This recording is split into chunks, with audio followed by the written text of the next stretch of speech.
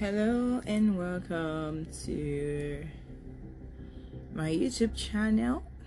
I'm Adeoluwa, and I was in a Bible study yesterday, and someone said something really interesting that I wanted to contribute to, but there were not enough women on the platform and it was not recorded, so I just felt that it might just be wasted saying it there. But it was about Nicodemus and the centurion.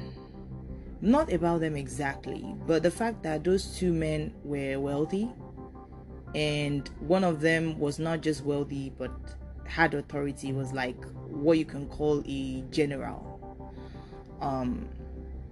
And the way they believed Jesus was kind of different. And somebody pointed out that sometimes we usually think that rich people don't understand how to be close to God. Like we always see them in a way that they are, because they are far away from many of us, we feel that that's the same way they are with God. And those two examples show us how they communed with Christ. Like one of them climbed a tree so that he can see Jesus. And the man making that analysis was saying that there weren't that many poor people who would do the same thing, but he was desperate to,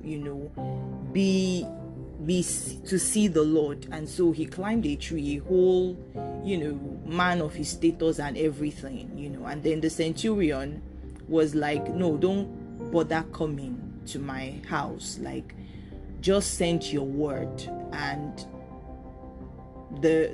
my servants will be healed. Like I am a man of authority, I send someone to do this for me and they go and then they do it. Just send the word. Like there is something about that. And Jesus was like, wow. Jesus was impressed. And there is something about a man that is a man of authority. They usually get another person who is a man of authority, unlike somebody who the only thing they know is being bound, being victimized, being imprisoned. They've never been in a place where people do their bidding, where they are responsible for other people, right? And so the way they receive faith is kind of different from the way any other person who has never been in a position of authority before would take it. And that was what the brother was saying, like yesterday, that, and I don't know why. No, I think I know why. Prior to that time, I had been on social media and someone was talking about how there is this misconception that when a man has money, he will automatically be randy, like rich, randy and rich, like go together, like they must go together. That is the mindset. And the mindset is that if a man has money, he will be promiscuous because he has money. That means he has access to more women, and that means he will be promiscuous, and they usually push that narrative for women. And that's why you find women who would go for men who don't have anything, because they feel that that is where they'll be most respected. That a man who has everything money can buy, and the money to buy them again if he wants to, would not respect them. They feel that he would not regard them. They feel that he would, disdain them, look down on them. And so they go for somebody who, quote and unquote, is on their level, But then again, the question will now be, do you want him to remain that way? Do you wish for him to remain that way? So if not, what then do you do when he becomes that man you did not marry? You did not marry a man because he had money. And now the man you marry now has money. And the very thing you now fear now happens, which is where some women are today. When they started with their husbands, he had nothing. He didn't have anything. now that he now has some small change, we will not hear word. You understand? He's just making a mess of things.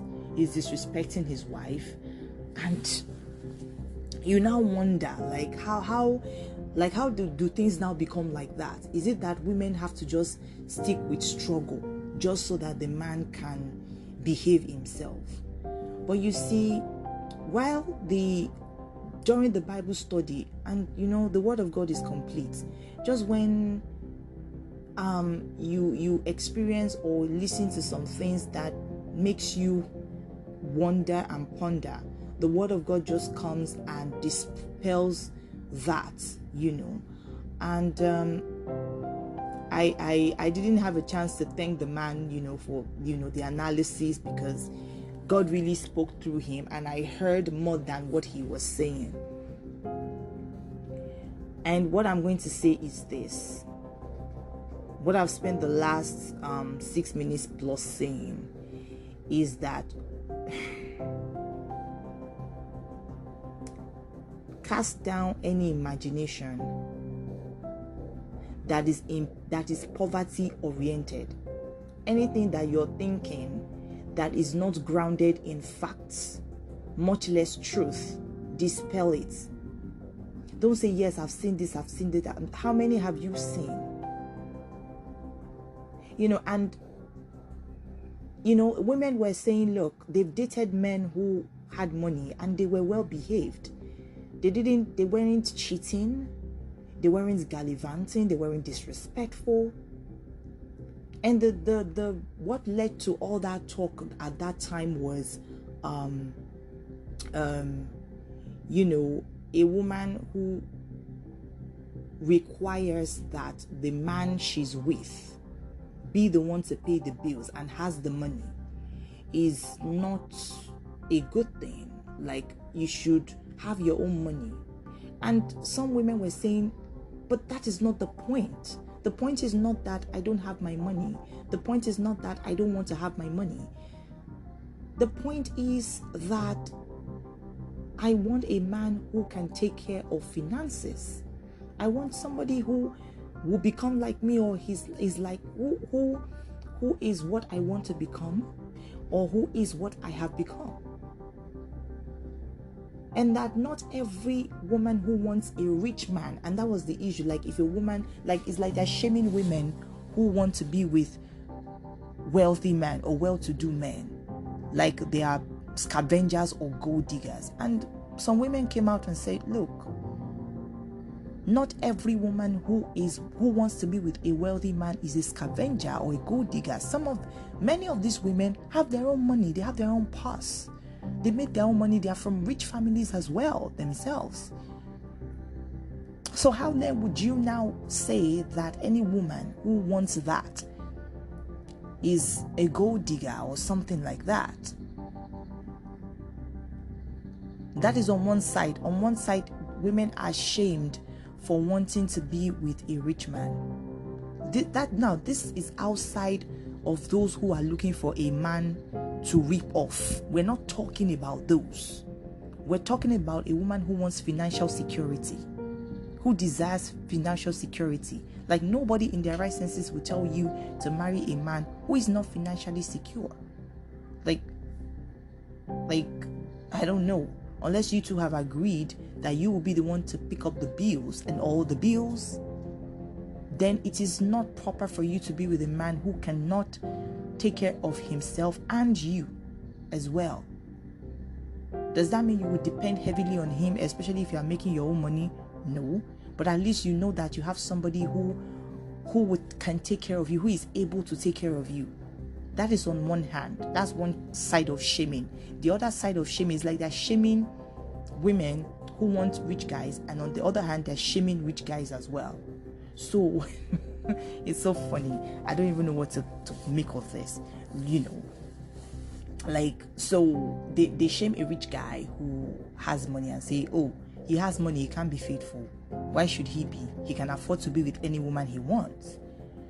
But most of these men know that the kind of women they want cannot be bought with money. They can't buy her. Like, having money is just one out of the lists that she has. And so if the only thing they have is the money and they don't tick the other boxes, these women will move, especially if they have the money. They will move. And so you find a situation where women, would not settle for a man just because he has money. Like sometimes it can be, I think when we find ourselves in a position where we have to explain ourselves, like we just have to, like we say in Nigeria, shalaye, you're just having to explain yourself. It's not really a good place, because how many people do you explain to? How do you explain it? Especially when you're already seen, like you've already been judged. Like they are making a statement with a question mark. They're not asking you a question. They're not trying to get you.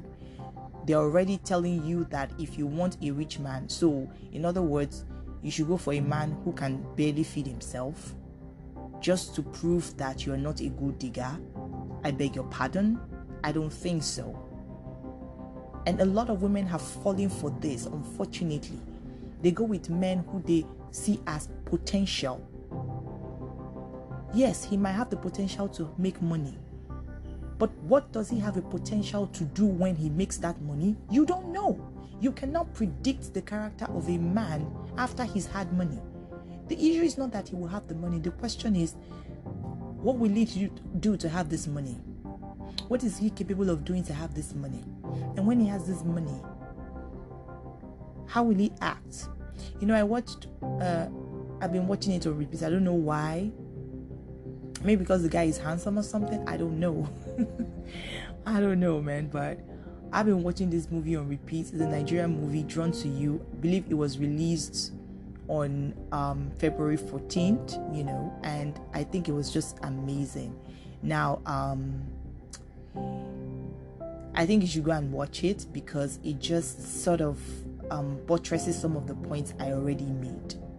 Like, the girl in question was dating a guy that had the potential, but he didn't seem to be making headway when it comes to being financially stable. And this handsome, young, rich guy sees her, likes her, and begins to really pursue her.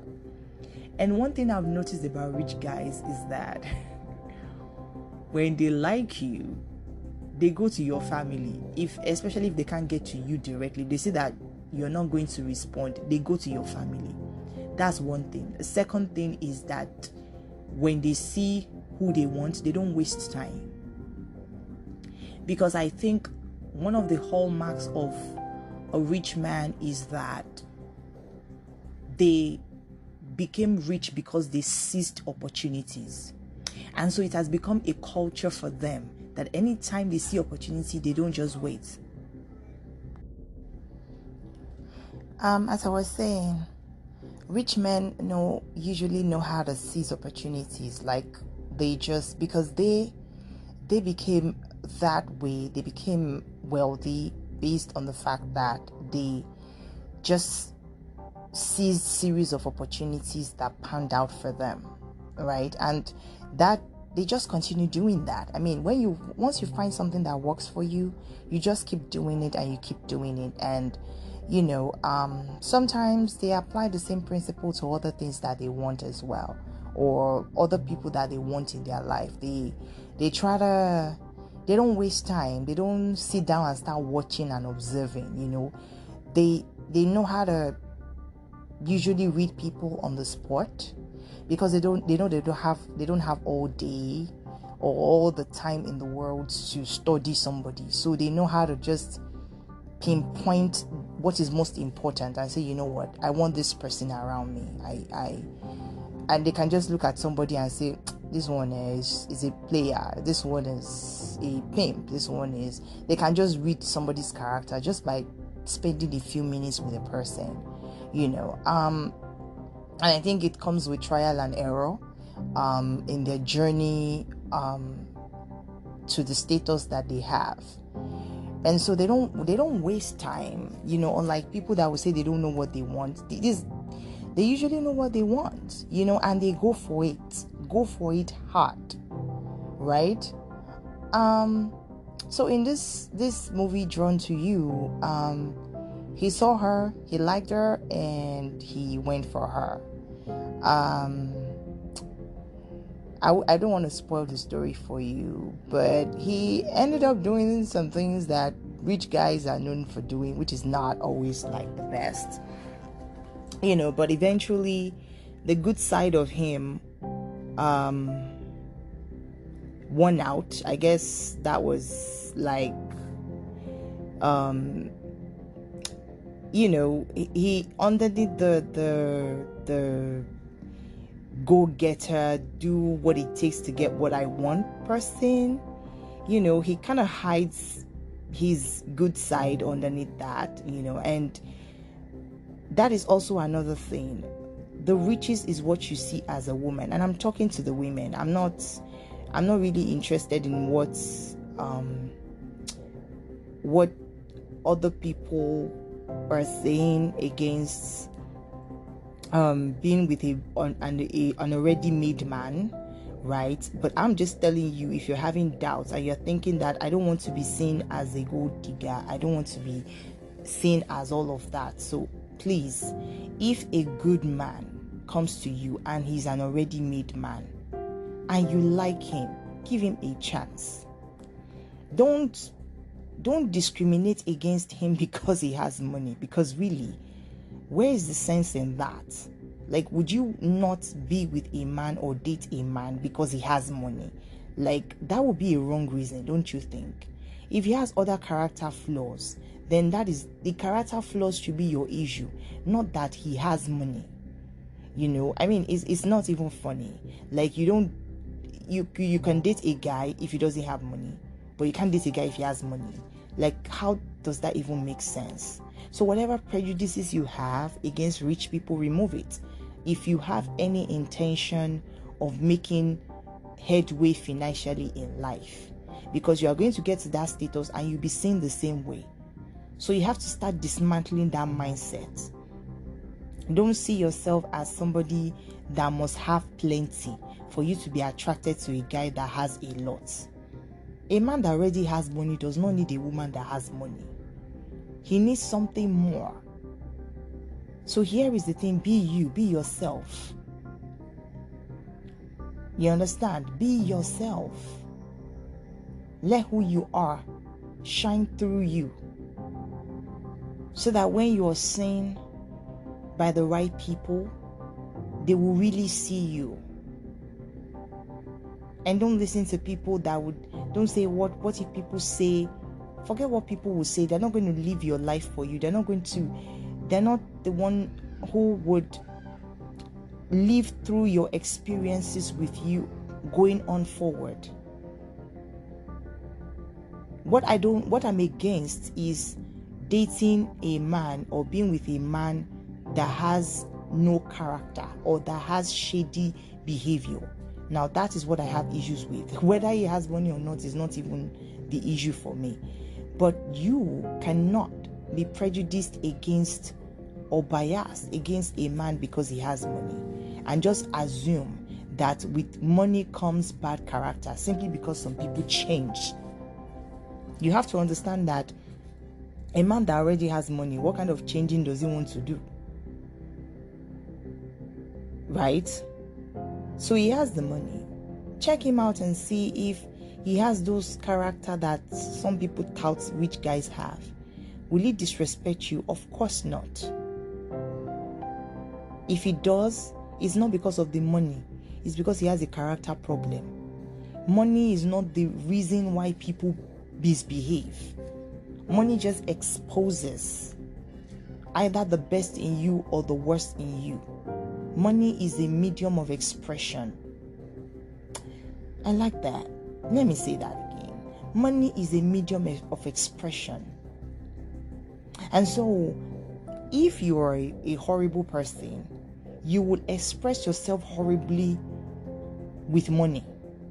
If you're a good person, you would express yourself good. You will go about doing good like Jesus did. You will go about you're already doing good. When you now have the money, you just go about doing good. And you'll be silent about it.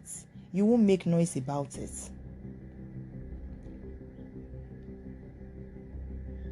Like, there's so many people that are like, we don't know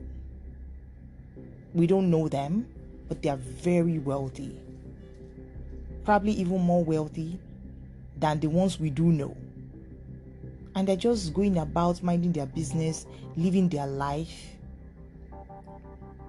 Don't shut the door on your own blessings because society has made it a taboo, quote and unquote, for women to date a already made man, and they now come with this mentality on his behalf. He didn't ask them.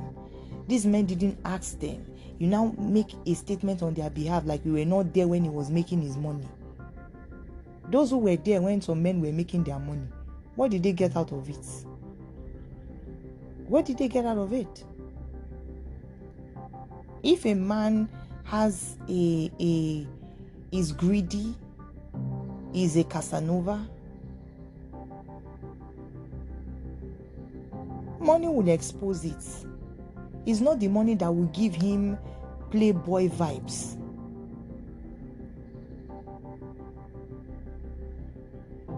And a man who will not respect you because you did not suffer with him, in quotes, is a joker. Just walk away and don't treat every other ready-made man that way. Don't see them the same way. Not all rich men are the same. Not all wealthy men are the same. Not all ready-made men are the same. They didn't all sleep and face the same direction. They have their own characters, they have their own likes, they have their own dislike, they have their own point of pain. And some of them are lonely because they are responsible for a lot of people. It can get lonely at the top because there aren't that many people there. And so they are responsible. Everybody needs them for this, everybody needs them for that. And they are glad to do it. But at times when they go home alone, and they're just there in their big, beautiful house, they wish they had a beautiful woman they can share it with. Somebody that they can just, someone they can trust their heart to. And that was where, that's where I think the place Samson was. He was this man who the responsibility of Israel's deliverance lied on his shoulders.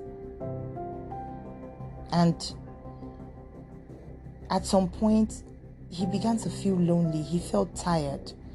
And the next lap he saw, he put his head there. And we all know how that story ended.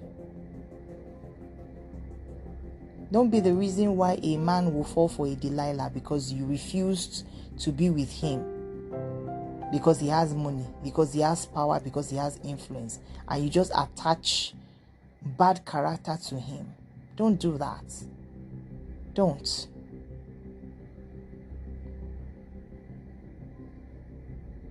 Don't.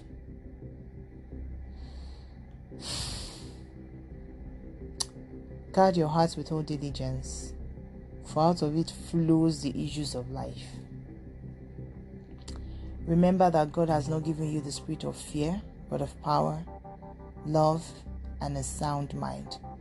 They that know their God, they shall be strong, and they shall do exploit.